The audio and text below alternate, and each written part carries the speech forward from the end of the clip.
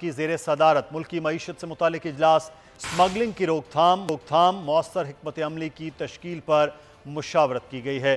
Foreign exchange کے غیر قانونی کاروبار کی روک تھام پر بھی گفتگو کی گئی۔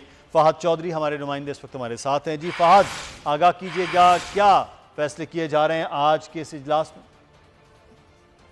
جی دیکھیے، نگران وزیراعظم انوار اللہ کاکڑ کی زیر صدارت ملکی معیشت کے حوالے سے ایک اہم اجلاس ہوا، جس میں وزیر خزانہ، وزیر تجارت، وزیر داخلہ اور وزیر اطلاعات کے علاوہ governor state bank, chairman F B R اور دیگر اعلیٰ حکام نے شرکت کی۔ اس اجلاس میں مختلف اشیاء کی اسمگلنگ کی روک تھام کے لیے مؤثر حکمت عملی کی تشکیل پر بھی مشاورت کی گئی اور ایران کے ساتھ تبادلے کی تجارت کے موجودہ پیش رفت کا بھی جائزہ لیا گیا۔